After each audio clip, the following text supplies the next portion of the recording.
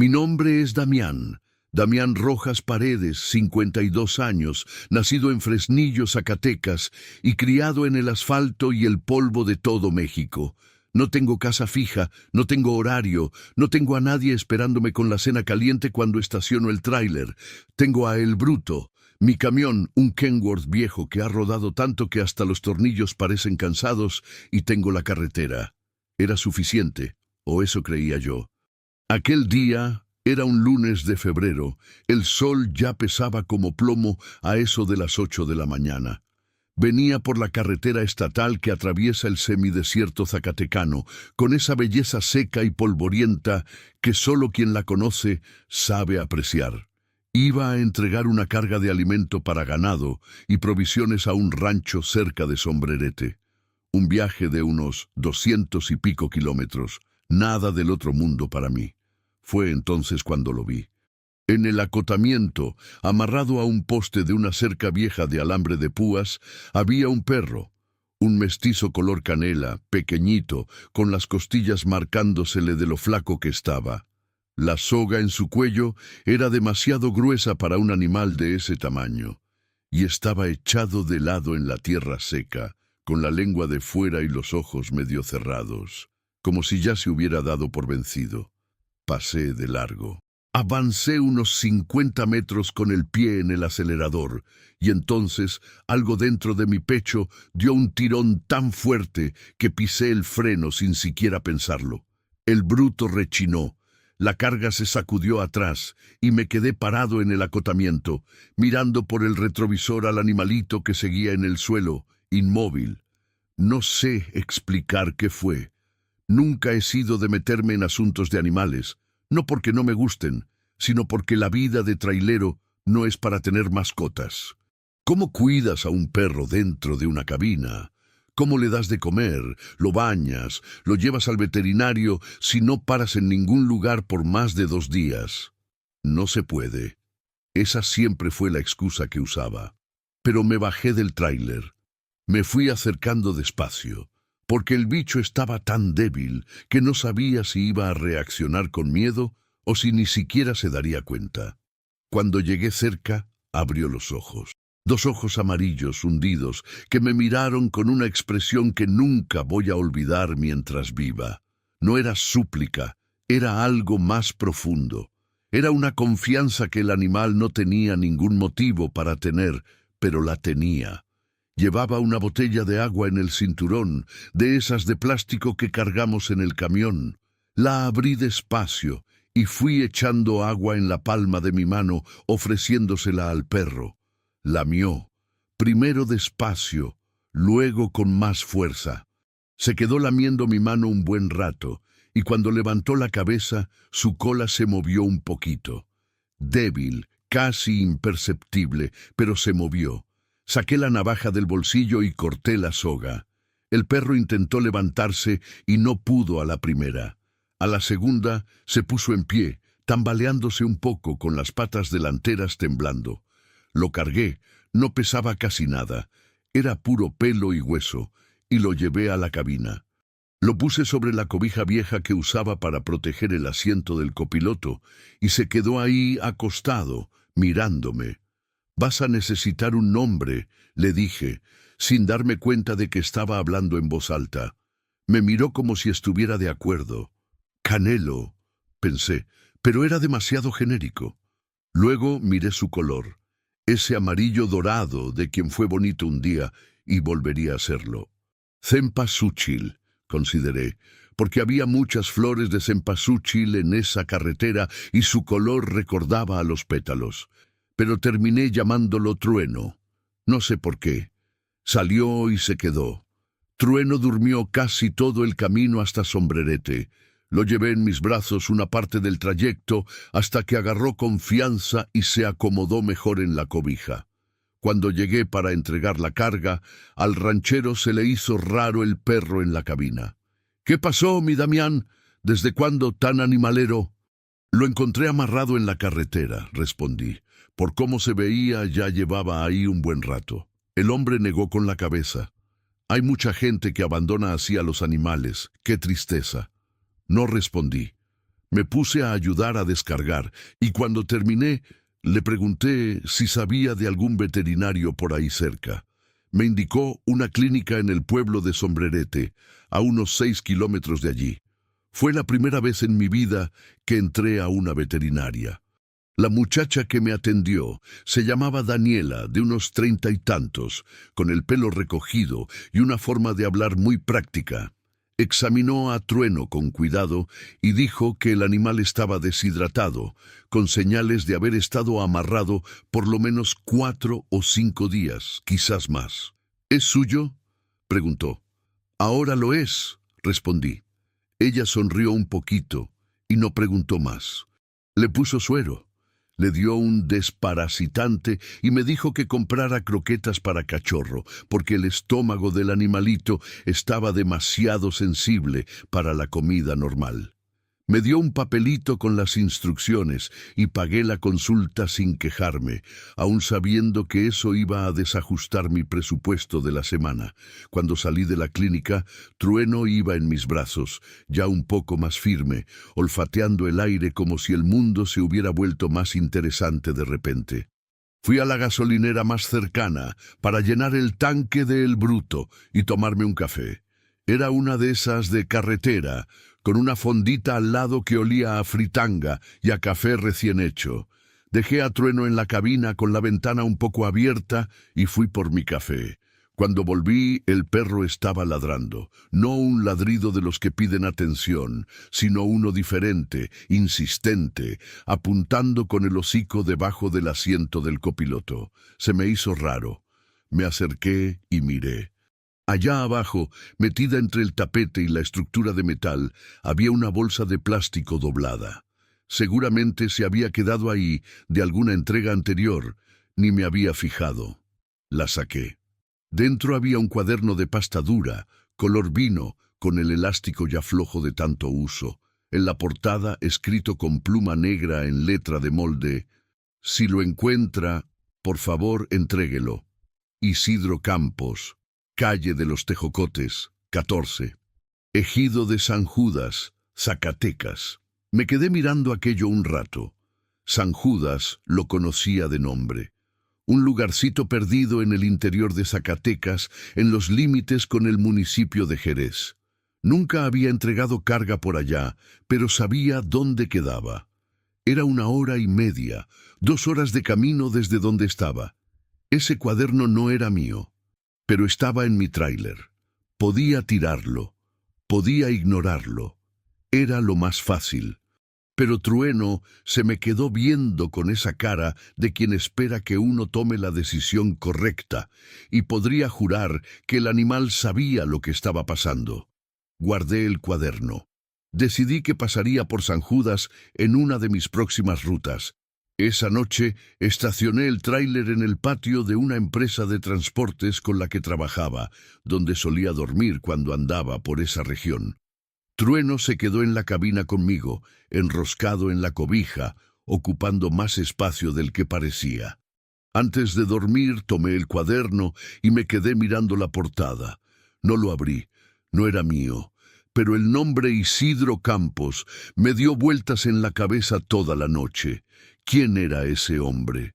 ¿Cómo había llegado su cuaderno debajo del asiento de mi camión, un lugar que ni yo conocía? ¿Y por qué esa sensación de que no era una coincidencia no me dejaba en paz ni con los ojos cerrados? Me dormí sin respuestas.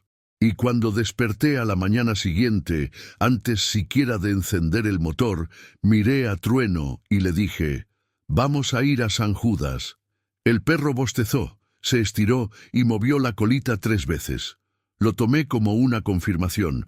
Fui a San Judas 3 días después, cuando la ruta me permitió desviarme hacia allá. Era un jueves, ya a finales de febrero, y el calor de Zacatecas en esa época era de ese que parece que el aire te quema antes de que lo respires. El ejido era pequeño, de verdad. Una calle principal de adoquín, unas cuantas casitas de muros bajos, una iglesita frente a la plaza, una cantina y una tienda de abarrotes. Encontré la calle de los Tejocotes sin mucho problema. Era una calle de terracería con unas 10 casas de cada lado, y el número 14 era una casa sencilla, de ladrillo aparente, con una ventana de madera pintada de un azul desvaído y un pequeño jardín al frente lleno de macetas de barro. Aplaudí en la entrada. Tardaron. Aplaudí de nuevo. Entonces la puerta se abrió. La mujer que apareció en el umbral tendría unos 55 años, cabello negro con hebras blancas en las sienes, ojos hundidos de quien carga muchas cosas guardadas. Llevaba un delantal de cocina amarrado a la cintura y un trapo de cocina en el hombro. Me miró de arriba a abajo con esa cautela de quien no conoce al visitante. «Buenas tardes», le dije. «Busco a Isidro Campos. ¿Es aquí?» Algo en su rostro cambió. No fue un cambio alegre, fue el tipo de cambio que ves en la cara de alguien cuando una pregunta toca un lugar que duele. «Es aquí», dijo, despacio. «Pero Isidro ya no vive aquí». «Ah», no supe qué decir. «¿Usted es su familiar?» «Soy su esposa». Lo dijo sin emoción, pero sus manos apretaron el trapo que tenía en el hombro. «Fui su esposa. Ya no sé ni cómo decirlo». «Me llamo Damián», dije, y le extendí la mano con el cuaderno. «Encontré esto en mi tráiler». Tenía el nombre y la dirección en la portada. Creí que lo correcto era traerlo. Miró el cuaderno por unos 3 segundos que se sintieron eternos.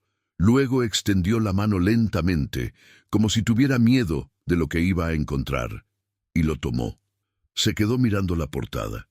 Sus ojos se llenaron de agua, pero no dejó caer ninguna lágrima. Respiró hondo. Me miró. «¿Puede esperar un minuto?» «Claro», respondí. Volvió a entrar, dejando la puerta entreabierta. Trueno, que estaba a mi lado, se sentó quieto como si supiera que no era momento de hacer ruido. Me quedé esperando en la banqueta, mirando su jardín. Tenía un rosal que necesitaba una poda, algunas macetas de albahaca, un helecho colgando de la ventana. Todo bien cuidado, pero con ese aire de algo que la persona cuida, porque es la única forma que tiene de mantener un poco de orden en medio del caos. Cuando la mujer regresó, sus ojos estaban rojos, pero su voz era firme. «Mi nombre es Elsa», dijo. «Elsa Campos, y este cuaderno que usted trajo, necesito que entre y me escuche, porque creo que tiene que ver con lo que le pasó a Isidro». Entré. Y ahí, en esa casita de San Judas, con olor a café de olla y té de cedrón, mientras Trueno se echaba a los pies de Elsa como si ya fuera de la familia, fui descubriendo que el cuaderno que había encontrado no era solo un cuaderno perdido. Era el comienzo de una historia que iba a cambiar la vida de mucha gente, incluida la mía. Pero lo peor, aquello que yo todavía no sabía en ese momento, estaba escondido en las páginas que aún no había abierto, y para cuando lo supiera, ya no habría forma de meter reversa. La sala de Elsa era pequeña, pero arreglada con un esmero que solo quien se enorgullece de lo que tiene puede mantener. Había un estante de madera oscura lleno de santos de yeso, una tele vieja que parecía no encenderse desde hacía tiempo, y una mesita de centro con una carpeta de crochet amarillenta de tantas lavadas. Me ofreció café y acepté, porque rechazar un café en casa de alguien de Zacatecas es casi una ofensa.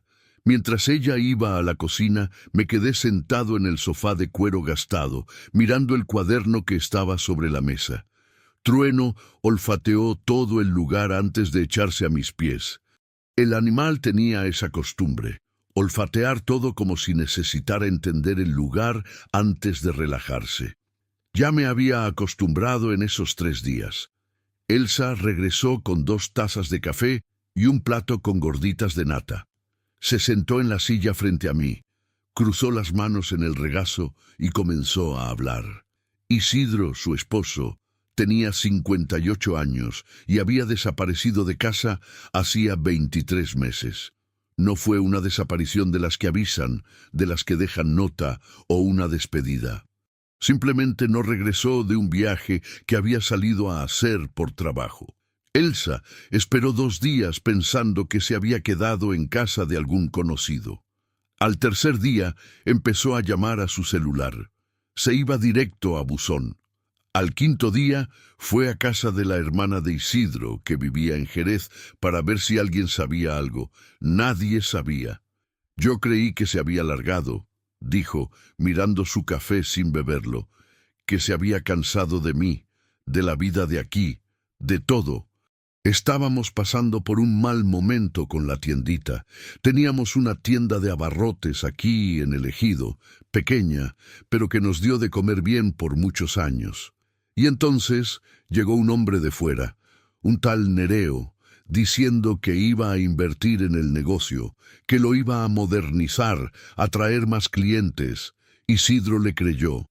Y Nereo fue ganando terreno poco a poco, pidiéndole que firmara un papel aquí, otro allá, hasta que un día nos dimos cuenta de que ya no teníamos nada a nuestro nombre. Hizo una pausa, tomó un sorbo de café. Isidro se culpó mucho por eso, se volvió callado, cerrado, no comía bien. Yo pensé que su desaparición fue por vergüenza, que no podía mirarme a los ojos después de haber perdido todo lo que construimos. ¿Y no fue así?, pregunté con cuidado. Miró el cuaderno sobre la mesa.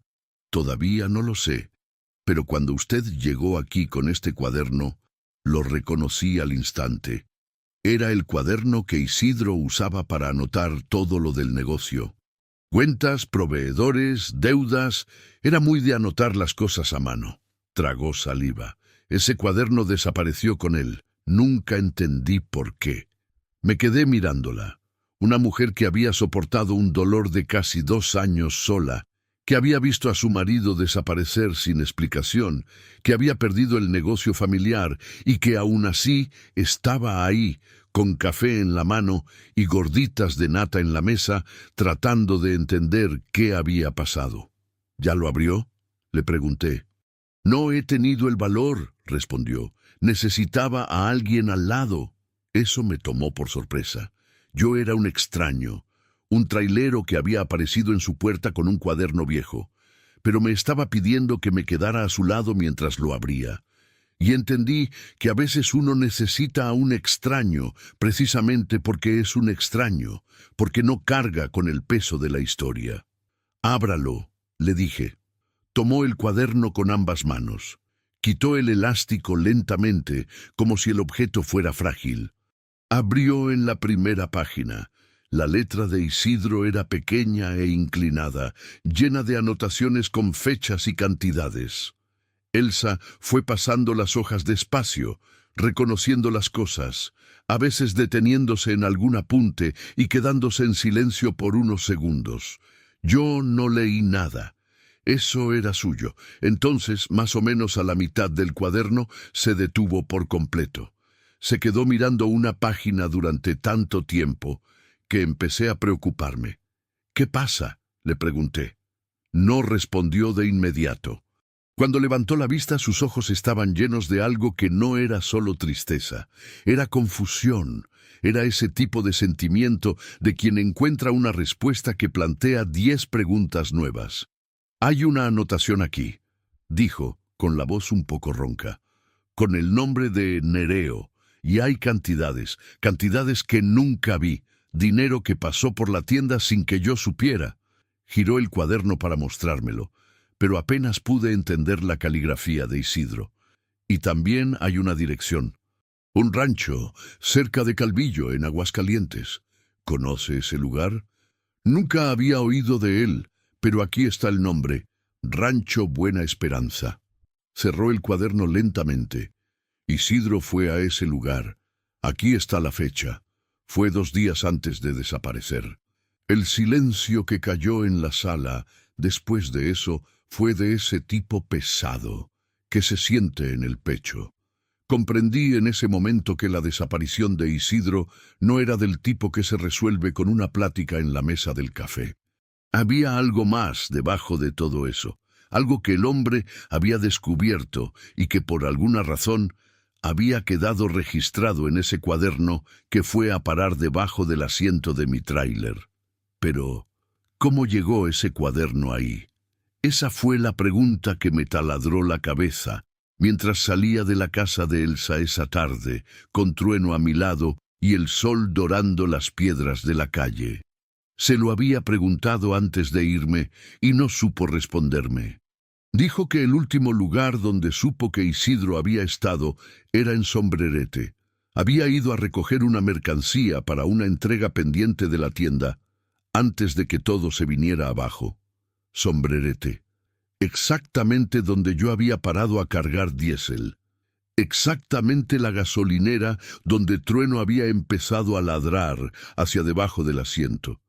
Aquello no era una coincidencia fácil de explicar. Me quedé en San Judas esa noche. Hay una pequeña posada cerca de la plaza, más barata que un hotel, atendida por un señor llamado Eulalio, de 72 años, que se levantaba a las 4 de la mañana y se dormía a las 8 de la noche y tenía una opinión sobre todo. Dejó que Trueno entrara a la habitación sin quejarse, lo que hizo que el viejo me cayera bien al instante. Acostado en el colchón duro, con el perro enroscado a mis pies, me quedé pensando en todo lo que Elsa me había contado. En Nereo, en el rancho, en el cuaderno y en Isidro, que había desaparecido de una forma que su esposa todavía no lograba entender. Yo no era investigador, no era nada, era trailero, pero había llegado hasta ahí por una serie de cosas que parecían pequeñas por separado y enormes juntas. Y algo dentro de mí, esa terquedad buena que mi madre siempre decía que tenía desde niño, no me dejaba dar la espalda. A la mañana siguiente volví a la casa de Elsa antes de irme. Ya estaba levantada, barriendo la banqueta con una escoba de vara. Cuando me vio llegar con Trueno, se detuvo y esperó. «Quiero ir a ese rancho en Calvillo», le dije. «Pero antes necesito saber todo lo que pueda contarme sobre ese tal Nereo». Me miró un buen rato. No era desconfianza, era evaluación. Estaba midiendo si podía confiar en mí. Lo entendí y no la presioné. «Pase», dijo finalmente. Esta vez el café vino con pan ranchero calentado en el comal, y Elsa me contó todo lo que sabía sobre Nereo Guzmán, de 53 años, originario de la capital de Zacatecas, un hombre que llegó al ejido de San Judas hacía casi 3 años, con un hablar muy suave y una propuesta demasiado buena para ser verdad. Era demasiado amable, dijo. ¿Sabe ese tipo de persona que parece tu amigo incluso antes de conocerlo? A Isidro le cayó bien de inmediato. Y a mí también, al principio. Venía aquí a la casa a tomar café, hablaba de fútbol, del campo, de todo. Cuando propuso la sociedad en la tienda, parecía una bendición. ¿Y cuándo empezó a cambiar la cosa? Poco a poco. Empezó a pedirle a Isidro que firmara documentos que decía que eran burocráticos, cosas del contador. Decía que no era necesario leerlos, que era pura formalidad. Isidro firmó. Un día le pedí leer uno y Nereo se enojó. Dijo que yo no confiaba en él, que era una falta de respeto. Hizo un drama. Apretó la taza con ambas manos, e Isidro me pidió que lo dejara trabajar en paz. Eso le dolió, lo vi. Ese momento en que su esposo eligió el lado del otro en contra de ella. ¿Cuánto tiempo después la tienda pasó a nombre de Nereo? 6 meses. Ni cuenta nos dimos bien cómo pasó. Un día estábamos dentro de nuestro propio negocio y al siguiente éramos empleados. Y 2 meses después, Nereo dijo que la tienda iba a cerrar porque estaba generando pérdidas y ya no recibimos nada. ¿Y todavía vive por aquí? Vive en Jerez, tiene una casa grande, camioneta nueva. Les hizo lo mismo a otras familias también, aquí y en otros pueblos de alrededor. Todo el mundo lo sabe, pero nadie puede probar nada porque siempre tiene papeles firmados y todo aparentemente legal. Anoté mentalmente el nombre, Nereo Guzmán, Jerez. ¿Y el rancho en Calvillo? ¿Sabe algo más? No. Solo lo que estaba en el cuaderno. Pero hay algo que no le conté ayer. Se levantó, fue al estante de los santos y de detrás de una imagen de la Virgen de Guadalupe sacó un sobre. Esto llegó por correo hace 3 meses, sin remitente. Solo mi nombre en el sobre. Me lo tendió. Lo abrí. Dentro había una foto impresa en una hoja de papel común, medio borrosa, como tomada de lejos. Mostraba a un hombre de espaldas entrando en una construcción de ladrillo en medio de un campo abierto. La construcción tenía un letrero que apenas se leía en la foto, pero las letras iniciales se distinguían. RAN, Buena Esp. Rancho, Buena Esperanza. Miré a Elsa. ¿Este hombre de espaldas podría ser Isidro? Podría ser. La altura coincide. La forma de caminar. Parpadeó rápidamente. Pero no estoy segura y no sé quién mandó esto. Esa foto era tanto una esperanza como una tortura. Si era Isidro, estaba vivo.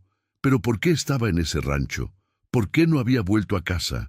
¿Por qué alguien le había mandado esa foto a Elsa de forma anónima, sin dar más explicaciones? Guardé la foto con cuidado y me levanté. Voy a ir a Calvillo, dije.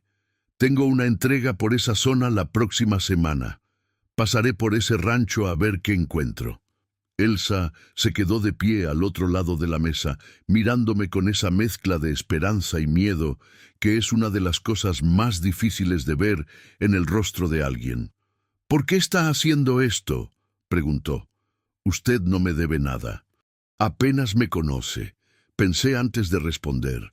Podría haber dicho cualquier cosa, algo bonito sobre ayudar al prójimo, pero preferí la verdad. Porque pasé 12 años en la carretera sin detenerme en ningún lugar, sin un motivo para parar, y este perro me hizo frenar por primera vez en mucho tiempo.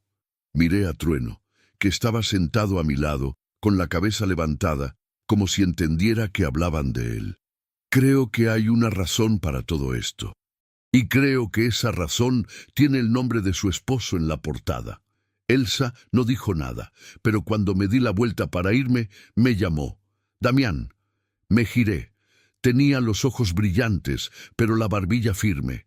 Hay algo más que necesitas saber.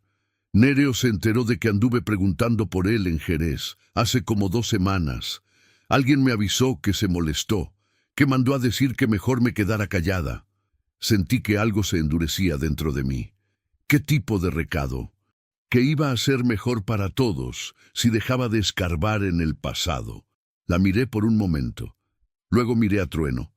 El perro me observaba con esos ojos amarillos y tranquilos, sin ningún miedo. Está bien, le dije. Andaré con cuidado. Y me fui. Pero cuando estaba llegando al tráiler, el celular en mi bolsillo vibró. Era un mensaje de un número que no conocía. Sin nombre, sin presentación. Solo una frase. Deja de hurgar en lo que no es tuyo antes de que te arrepientas. Me quedé parado en la banqueta de la calle de los Tejocotes mirando la pantalla un buen rato. El corazón se me aceleró, pero la cabeza estaba fría. Guardé el celular, abrí la puerta de El Bruto y subí a Trueno al asiento. Alguien sabía que yo estaba ahí. Alguien estaba vigilando mis pasos. Y lo peor era que todavía no me había acercado ni un poco a lo que de verdad estaba pasando en ese rancho. Pasé 3 días sin dormir bien después de ese mensaje.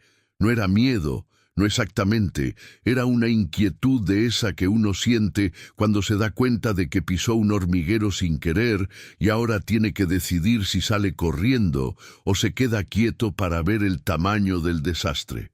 Nunca he sido de los que salen corriendo, pero tampoco me había metido en algo así antes. Trueno se daba cuenta cuando yo estaba agitado. Se me acercaba más. Me recargaba el hocico en el brazo de vez en cuando mientras manejaba, como si fuera su forma de decir que ahí estaba. Ese perro que había encontrado casi muerto a la orilla de un camino de terracería se había convertido, en menos de 2 semanas, en la compañía más constante que había tenido en años. Eso decía más de mi vida de lo que yo quería admitir. El martes de la semana siguiente, después de una entrega en Río Grande, puse rumbo a Calvillo. Era una desviación de unos 40 minutos de mi ruta normal, pero me había prometido a mí mismo que iba a pasar por allí. No sabía qué iba a hacer cuando llegara al rancho Buena Esperanza. No tenía un plan, pero a veces la vida te pide que vayas antes de saber qué vas a encontrar. Calvillo es un pueblo que vive de sus huertas de guayaba. Tiene ese aire tranquilo de los lugares que se acostumbraron a la calma del campo. Paré en una gasolinera para pedir indicaciones sobre el rancho.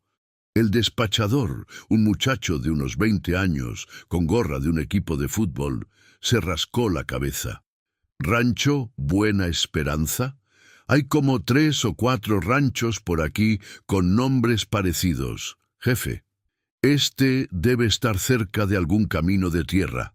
Tiene una construcción de ladrillo en medio de un terreno grande y abierto.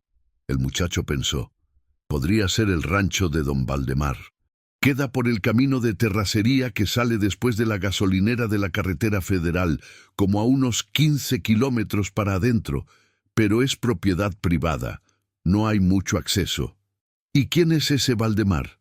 Un señor ya grande que vive ahí desde hace como 30 años, pero hace un tiempo que vi movimiento diferente por allá, camionetas nuevas entrando y saliendo. Se encogió de hombros. Cosas de ranchos, ya sabe. Lo anoté mentalmente. Me metí por el camino de terracería que me había dicho. Era un camino de tierra rojiza, angosto, rodeado de mezquites y nopales a ambos lados. El bruto no era el vehículo ideal para eso, pero me fui despacio. Después de unos 12 kilómetros, apareció un portón de hierro con un letrero de madera. Rancho Buena Esperanza. Paré el tráiler antes del portón, lo suficientemente lejos para no llamar la atención. Me quedé mirando.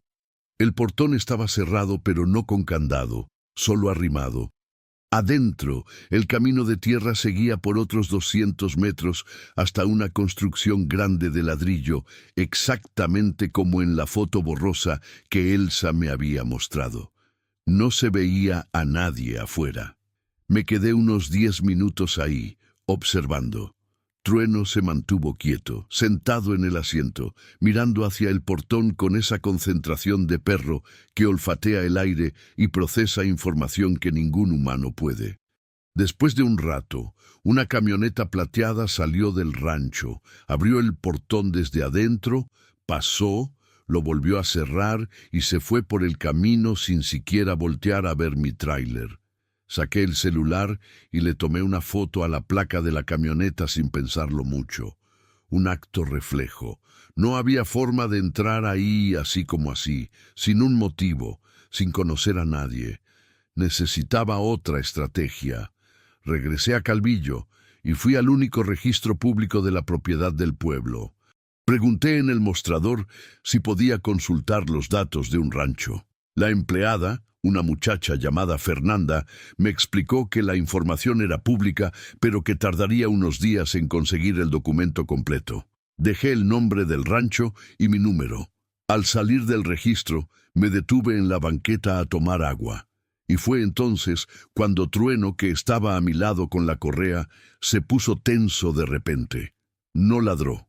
Solo se quedó rígido, mirando hacia un lado de la calle con esa postura de quien ha visto algo que no le gusta. Miré en la dirección que él observaba. Al otro lado de la calle, recargado en un coche oscuro, había un hombre. De unos 40 y tantos, camisa de vestir, lentes de sol. Estaba mirando hacia donde yo estaba. Cuando se dio cuenta de que lo había visto, volteó la cabeza y se subió al coche.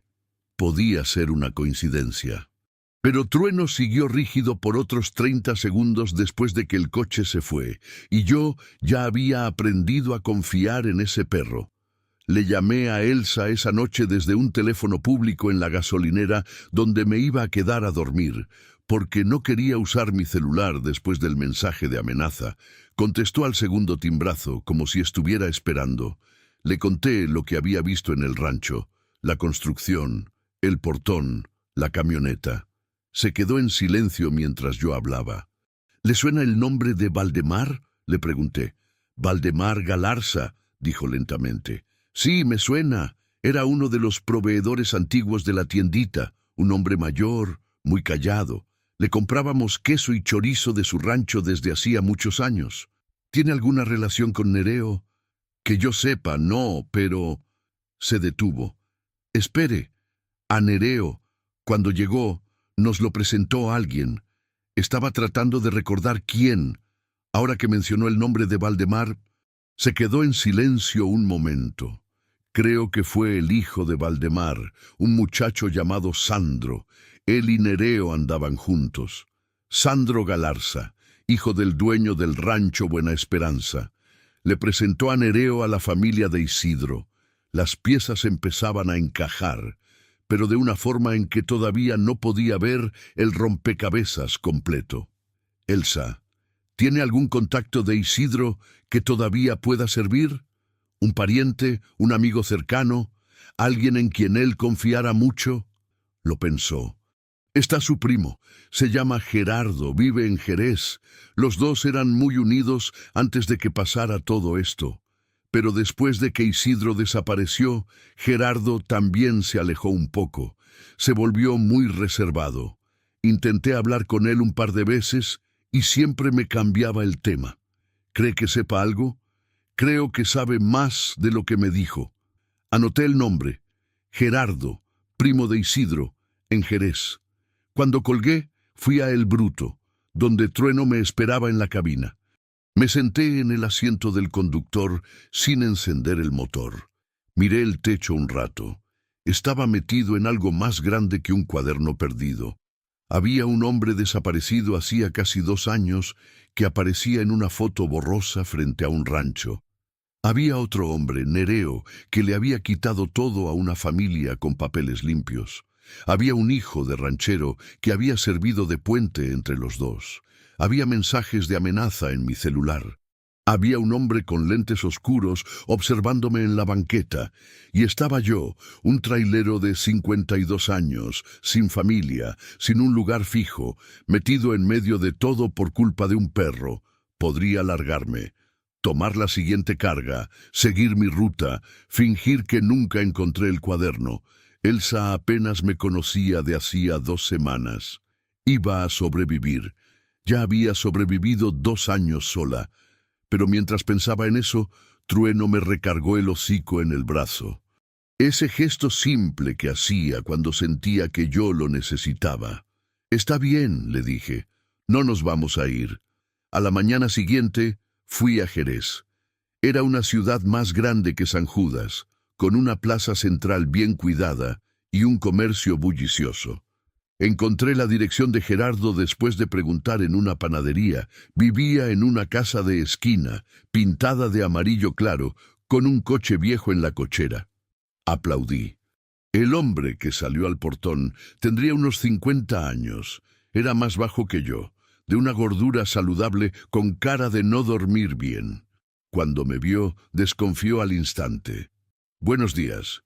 Busco a Gerardo, el primo de Isidro Campos». No respondió de inmediato. Me examinó de pies a cabeza. «¿Quién lo busca?» «Me llamo Damián, soy trailero. Encontré un cuaderno de Isidro y estoy tratando de ayudar a Elsa a entender qué pasó». Algo en el rostro de Gerardo cambió. No fue alivio. Fue lo contrario. Una tensión que se apoderó de todo su cuerpo de golpe, como si el nombre de su primo hubiera activado alguna alarma interna. «No sé nada de Isidro», dijo secamente. «Hace mucho que no hablo con él». «Sé que sabe más que eso», dije con calma. «No fue una acusación, fue una observación. Y sé que es difícil hablar, pero Elsa lleva casi 2 años sin saber si su esposo está bien o no. Eso no es justo para ella». Gerardo miró a ambos lados de la calle, como si revisara que nadie lo estuviera viendo. Luego me miró. «Pásele», dijo en voz baja. «Pero usted no vino aquí, no me conoce. ¿Entendido?» «Entendido». La casa de Gerardo era sencilla, sin muchos adornos. En la sala había un ventilador de techo ruidoso y una mesa con los restos del desayuno. Me hizo sentarme y se quedó de pie al otro lado de la mesa, con los brazos cruzados. «Isidro me llamó una vez después de que desapareció», dijo sin rodeos. «Una llamada de un número desconocido. Duró menos de 2 minutos. Me dijo que estaba bien, que había ido al rancho Buena Esperanza porque había descubierto algo sobre Nereo y que iba a tardar un poco en resolverlo. Me pidió que no le dijera nada a Elsa para no preocuparla. Dijo que pronto daría noticias. Contuve la respiración. ¿Y usted se quedó callado? Me quedé callado porque 2 días después de su llamada, un hombre apareció en la puerta de mi casa. No me dijo su nombre. Solo dijo que debía mantener la boca cerrada sobre Isidro si quería que su familia estuviera en paz. Tragó saliva. Tengo esposa e hijos, Damián. Tuve miedo. No lo juzgué. Lo entendí. El miedo de verdad es diferente a la cobardía, y ese hombre llevaba casi 2 años cargando ese peso en silencio. ¿Isidro dijo algo más en esa llamada? ¿Qué había descubierto sobre Nereo? Gerardo descruzó los brazos, fue a un cajón en la cocina y volvió con un papel doblado. Habló demasiado rápido para que yo anotara todo, pero mencionó un nombre. Dijo que Nereo no trabajaba solo, que había una persona dentro del registro público de Jerez que ayudaba a firmar documentos de traspaso de propiedades sin que los dueños supieran bien lo que estaban firmando. Y dijo este nombre. Abrió el papel y me lo mostró. Un nombre, escrito a mano por Gerardo, hacía casi 2 años. Miré ese nombre por un buen rato. Era un nombre que nunca había oído, pero era el eslabón que unía a Nereo con el sistema que usaba para apoderarse de las tierras y los negocios de las familias de la región. ¿Sabe quién es esa persona?, pregunté. Sí, todavía trabaja en el registro, todos los días, como si nada hubiera pasado.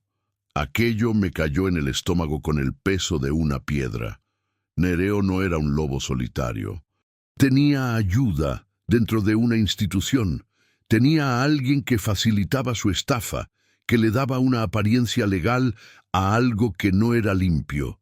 Y esa persona seguía ahí, en el mismo lugar, posiblemente haciéndole lo mismo a otras familias. Estaba guardando el papel en mi bolsillo cuando Gerardo dijo algo más, en una voz aún más baja. Hay otra cosa que Isidro dijo en esa llamada, Damián. Algo que llevo 2 años tratando de entender. Lo miré. Dijo, Gerardo, si no vuelvo, ve al terreno que está junto al arroyo y busca debajo de la peña grande del barranco. Ahí vas a entender todo. El silencio que vino después fue diferente a todos los otros silencios de ese día. ¿Qué terreno es ese?, pregunté. No lo sé. Nunca supe que tuviera ningún terreno junto a un arroyo. Frunció el ceño. Pero a lo mejor Elsa sí sabe. Salí de la casa de Gerardo con más respuestas de las que tenía al entrar, pero cada respuesta venía con una pregunta nueva y más pesada.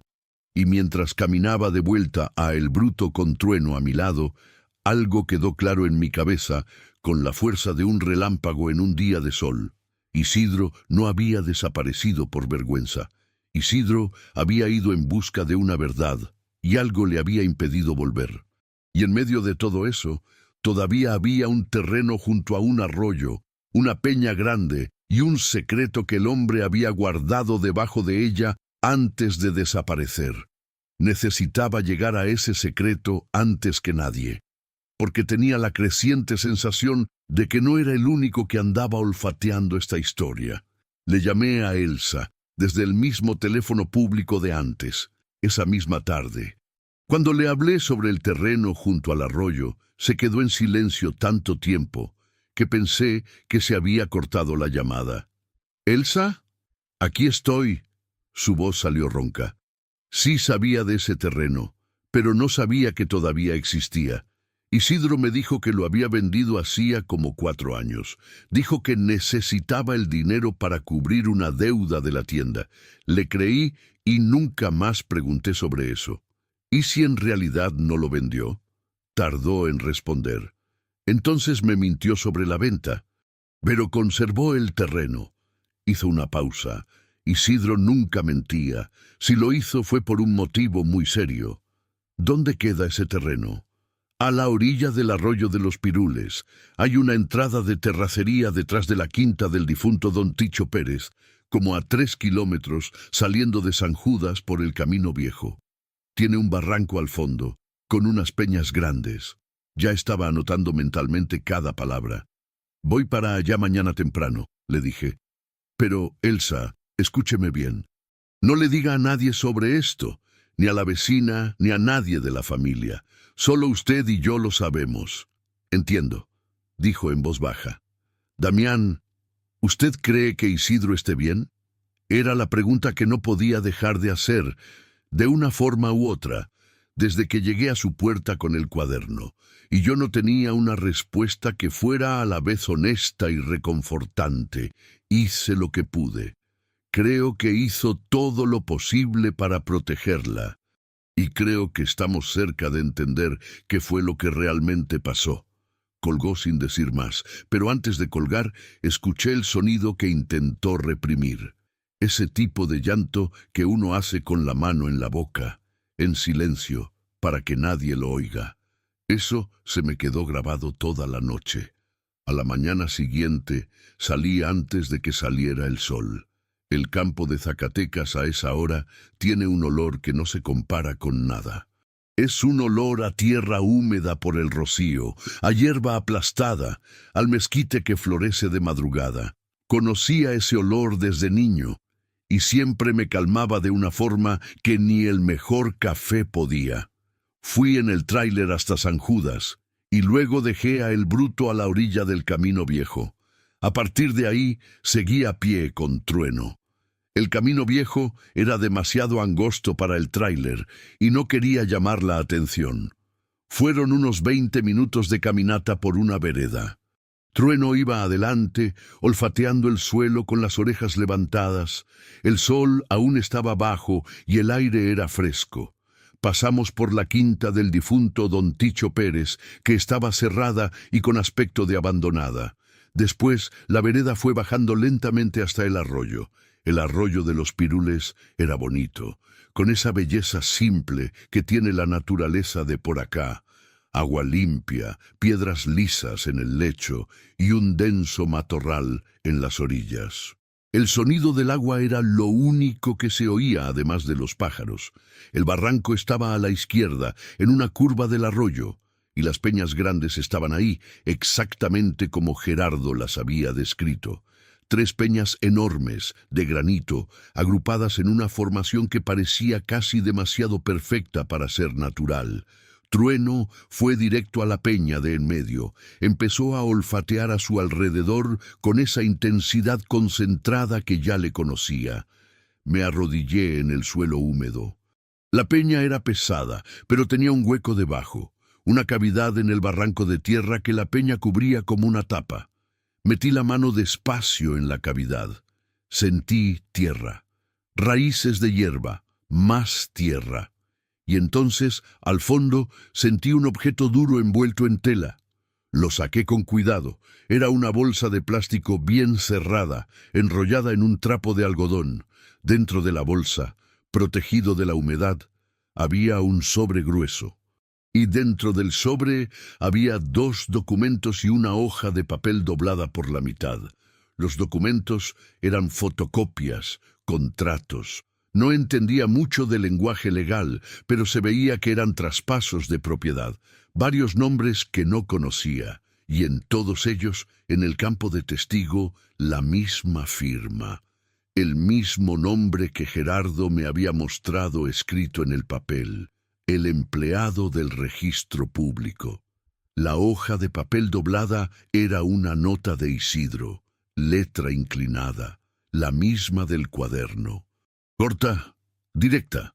Si alguien encuentra esto, lléveselo a Elsa. Ella sabrá qué hacer. El terreno sigue siendo nuestro.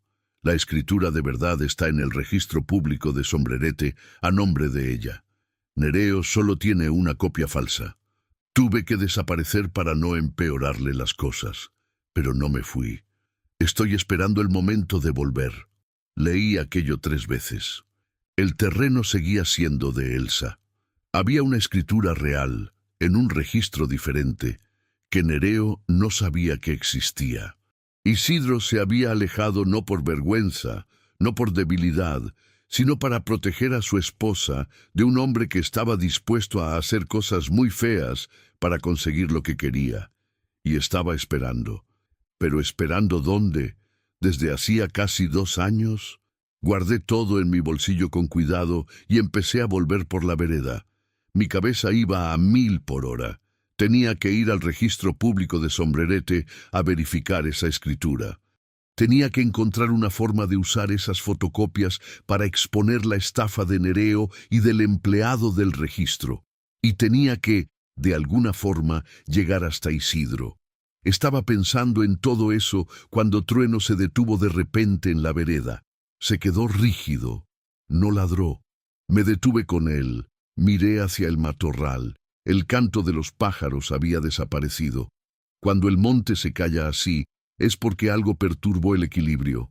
Entonces escuché pasos, detrás de mí, en dirección al barranco. Me giré despacio. Era un hombre que no conocía, alto, delgado, con un sombrero de paja y una expresión que no era nada amigable. Se quedó parado a unos 10 metros de mí, mirándome fijamente. ¿Encontró lo que vino a buscar?, preguntó, voz grave, sin prisa. No sé de qué me habla, dije manteniendo la calma. Claro que sabe. Dio un paso hacia mí. Va a dejar lo que agarró aquí mismo y se va a ir por donde vino, calladito.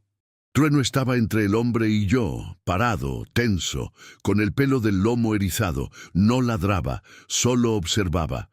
Respiré hondo. Analicé la situación. El hombre no traía nada en las manos. Era intimidación, del tipo que funciona cuando la otra persona tiene miedo.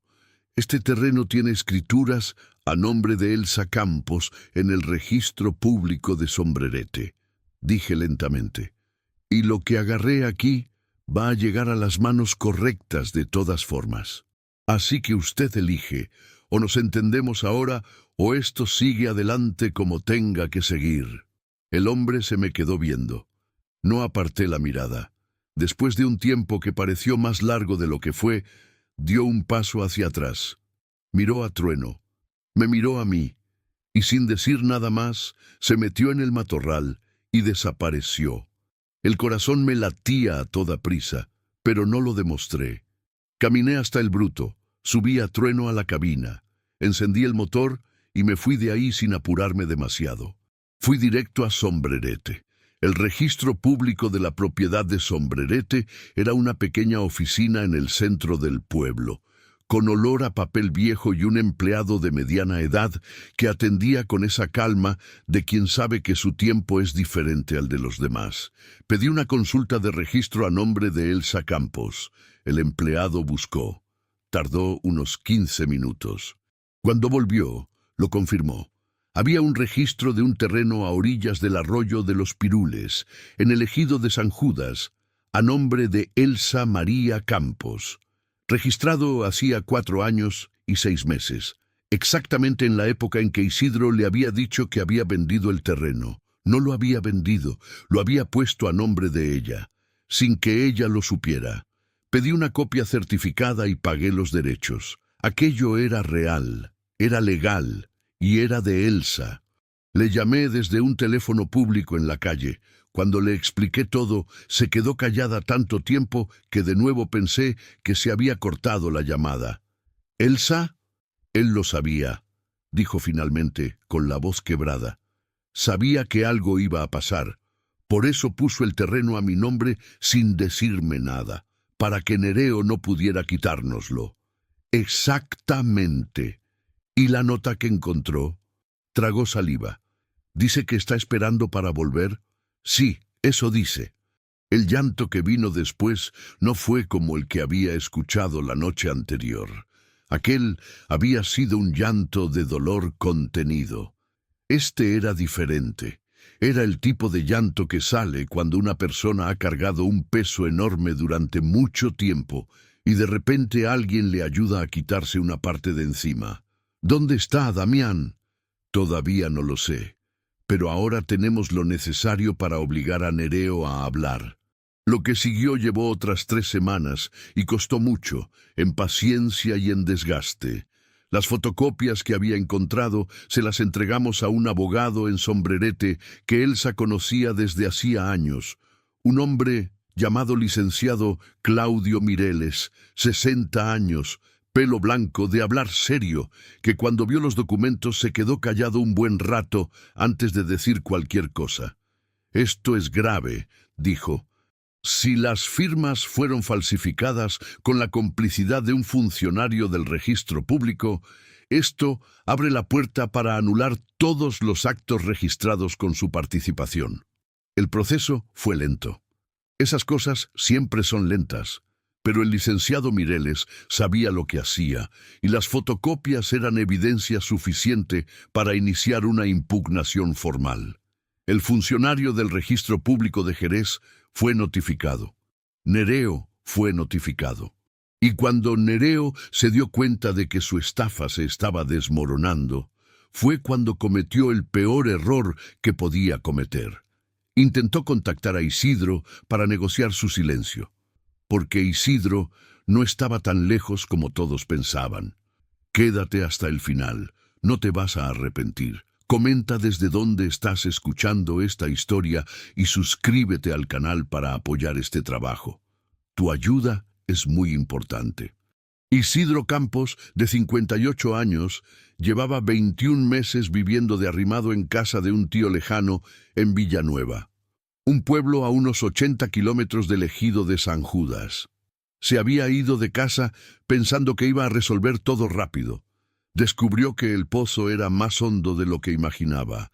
Recibió una fuerte presión del lado de Nereo y tuvo miedo de volver y poner a Elsa en riesgo. Se quedó quieto, esperando, sufriendo en silencio, de la forma en que sufre un hombre terco cuando no quiere admitir que se equivocó en sus cálculos. Cuando Nereo intentó negociar el silencio de Isidro, el licenciado Mireles le aconsejó que no aceptara nada y que formalizara todo por la vía legal. Y fue así que el nombre de Isidro volvió a aparecer, esta vez en los documentos del proceso, como parte perjudicada. Me enteré de todo por teléfono, a través del licenciado Mireles, una mañana de jueves. «El señor Campos quiere hablar con usted», me dijo el abogado. «¿Conmigo?» «Con usted. Sabe que fue usted quien encontró el cuaderno y se lo llevó a Elsa. Sabe todo lo que hizo. Quiere agradecerle personalmente». Me quedé mirando el parabrisas un momento, viendo cómo el sol de la mañana doraba la carretera frente a mí. «Dígale que no tiene nada que agradecer, pero que Elsa lo está esperando en casa». El licenciado Mireles soltó una risa corta. «Se lo diré». Isidro regresó a San Judas un viernes de mayo, casi un año después del día en que había encontrado a Trueno amarrado a un poste de la cerca. Yo no estaba ahí, no era mi lugar. Ese momento era de Elsa y de Isidro y de nadie más. Pero Elsa me llamó esa noche. Volvió, dijo, solo eso. Pero su voz tenía una cualidad que no le había escuchado antes. Era el sonido de alguien que acababa de respirar hondo después de mucho tiempo conteniendo el aliento. «Lo sé», respondí. «Damián». Una pausa. «Usted cambió muchas cosas por aquí. ¿Lo sabe?» «Yo solo entregué un cuaderno». «No, hizo mucho más que eso». Tragó saliva. «El terreno junto al arroyo lo vamos a convertir en una pequeña huerta. Isidro quiere sembrar, quiere volver a empezar, y queremos que sepa que aquí siempre tendrá un lugar para cuando quiera detenerse». Me quedé en silencio un momento. Toda mi vida me había resistido a detenerme. La carretera era mi forma de no enfrentar la soledad de frente. Mientras estuviera en movimiento, podía fingir que era una elección. Pero esa noche, en esa gasolinera, con Trueno dormido y hecho un ovillo en el asiento del copiloto y el ruido lejano de los tráileres pasando por la autopista, me di cuenta de que lo que siempre había llamado libertad tenía mucho de escape. «Me guardo ese lugar en el bolsillo», le dije. Ella soltó una risita suave. «Guárdeselo bien». 3 meses después, una mañana de agosto, con ese frescor calador de la sierra que Zacatecas guarda para quien sabe esperar, estacioné a El Bruto frente a la casita de ladrillo aparente de la calle de los Tejocotes. Elsa estaba barriendo la banqueta. Cuando me vio, bajó la escoba y me dedicó una sonrisa que contenía todo lo que las palabras no pueden expresar. Desde adentro se escuchó la voz grave de Isidro llamándola. Ella respondió que había visita y, en menos de 2 minutos, él estaba en la puerta. Un hombre de hombros anchos, pelo canoso, con la cara de quien ha pasado por mucho, y salió del otro lado más golpeado, pero más entero. Me miró un momento y me extendió la mano. Isidro, dijo. Damián. El apretón de manos duró más de lo normal. Era el tipo de saludo entre dos hombres que no necesitan muchas palabras para entender lo que se están diciendo. Pásele, dijo. El café está listo. Trueno ya había entrado antes que yo, directo a la sala, como si conociera la casa desde hacía años. Elsa se rió al verlo. Este perro sabe cuál es su hogar, dijo. Sobre Nereo y el funcionario del registro público, el proceso siguió su curso. Llevó tiempo, como suelen llevar estas cosas, pero el licenciado Mireles era bueno en lo suyo. Otros afectados se fueron presentando a lo largo del proceso y el peso de las pruebas se hizo demasiado grande para ser ignorado.